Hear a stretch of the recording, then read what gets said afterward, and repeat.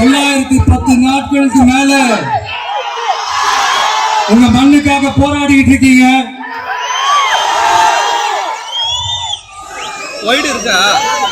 உங்க போராட்டத்தை பத்தி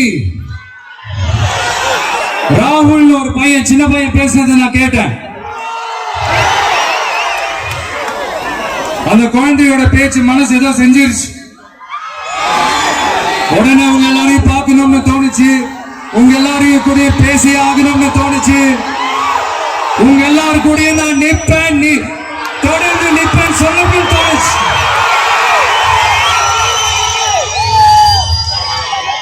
ஒவ்வொரு வீட்டுக்கும் ரொம்ப முக்கியமானவங்க அந்த வீட்டுல இருக்கிற பெரியவங்க தான்.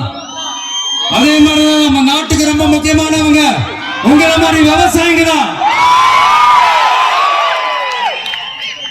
அதனால உங்களை மாதிரி விவசாயிகளோட காலடி மண்ணை தொட்டு கும்பிட்டுதான் என்னோட பயணத்தை தொடங்கணும்னு ஒரு முடிவோட தான் இருந்தேன். அதுக்கு சரியான இடம் இதுதான் எனக்கு தோணுச்சு.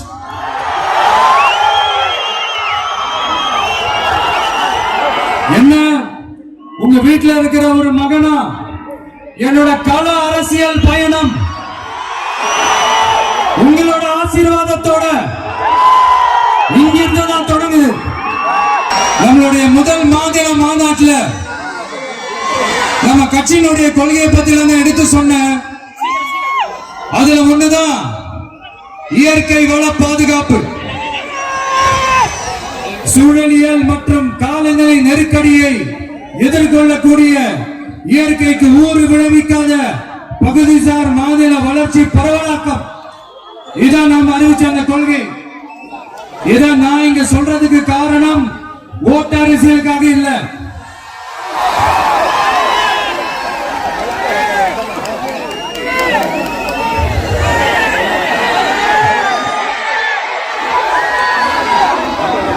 இன்னொரு தீர்மானம் அதே மாநில மாநாட்டில் நான் சொன்னேன்.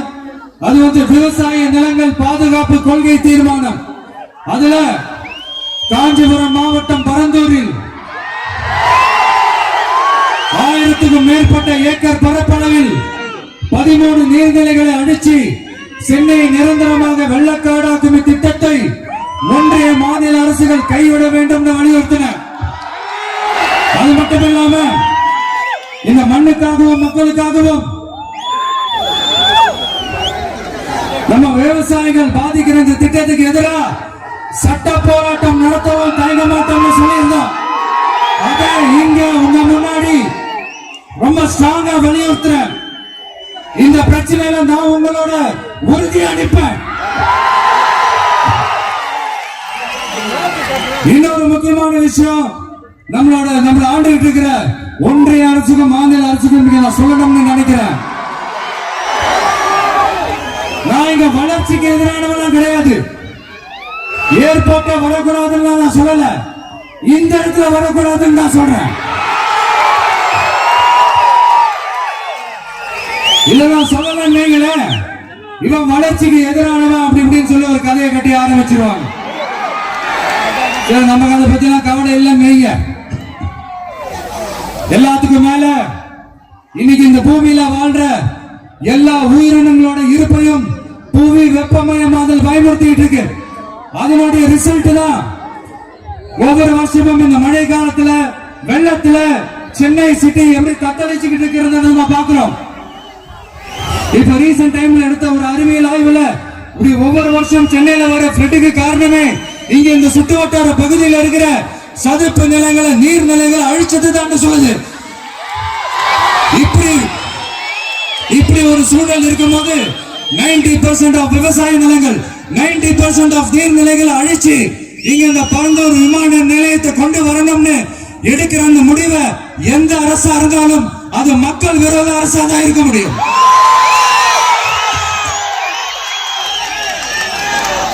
இப்ப சமீபத்துல நம்ம அரிட்டாப்பட்டி பகுதியில அந்த டங்ஸ்டன் சுரங்கம் அமைக்கிறதை எதிர்த்து தமிழ்நாடு அரசு ஒரு தீர்மானம் ஒன்று கொண்டு வந்தாங்க. அதை நான் மனப்பூர்வமாக வரவேற்கிறேன். ஆனா அதே நிலைப்பாட்டை தானே இங்க நம்ம பரந்தூர் பிரச்சனையில எடுத்திருக்கணும். எடுக்கணும். எப்படி அரிட்டாப்பட்டி பகுதி மக்கள் நம்ம மக்களும், அதே மாதிரி தானே பரந்தூர் மக்களும் நம்ம மக்கள். அப்படித்தானே ஒரு அரசாங்கம் யோசிக்கணும். ஆனா அப்படி செய்யலையே. ஏன் செய்யல? ஏன்னா இந்த விமான நிலையத்தையும் தாண்டி இந்த திட்டத்தில் அவங்களுக்கு ஏதோ ஒரு லாபம் இருக்குது.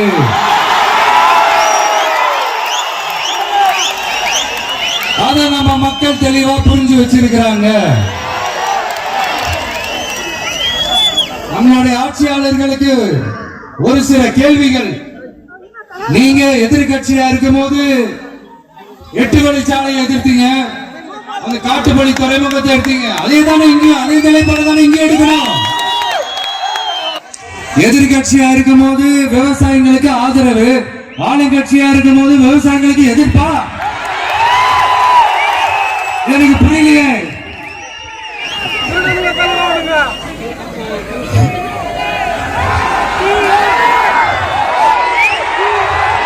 அதனால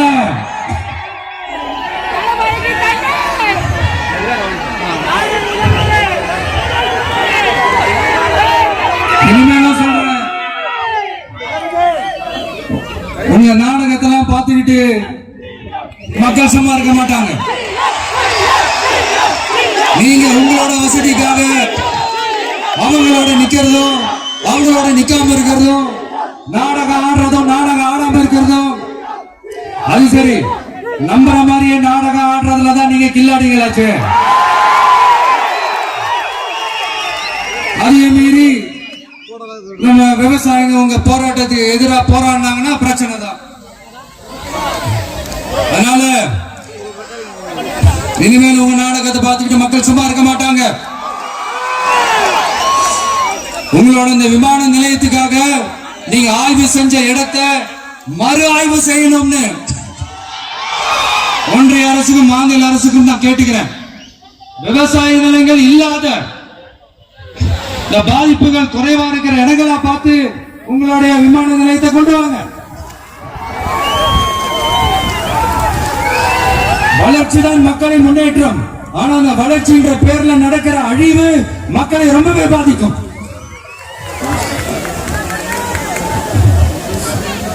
நீங்க எல்லாரும் உங்களுடைய ஊர் கிராம தேவதைகளான கொல்லமட்டால் அம்மன் மேலையும் எல்லை அம்மன் மேலையும் ரொம்பவே நம்பிக்கை வச்சிருக்கீங்கன்றது எனக்கு தெரிஞ்சது. அந்த நம்பிக்கையை இழந்துடாதீங்க. உங்களுக்காகவும் உங்க ஊருக்காகவும் இனி உங்க வீட்டு பிள்ளையான நாடும் தமிழக வெற்றி கழகத்தோட தோழர்களும் சட்டத்துக்கு முற்பட்டு எல்லா வழிகளிலும் உங்களோட உறுதி அளிப்பேன். உங்களோட ஊருக்குள்ள ஏகனாபுரம் ஊருக்குள்ள வந்து அந்த திடல்ல தான் உங்க எல்லாரையும் மீட் பண்ணணும்னு நினைச்சேன். ஆனா எனக்கு பர்மிஷன் கிடைக்கல. இங்கதான் பெர்மிஷன் கொடுத்தாங்க. நான் ஏன் ஊருக்குள்ள வரணும் தடைன்னு எனக்கு தெரியல. இப்படிதான் கொஞ்ச நாளைக்கு முன்னாடி நம்ம புள்ளிங்க ஒரு நோட்டீஸ் கொடுத்ததுக்கு தடை விதிச்சாங்க.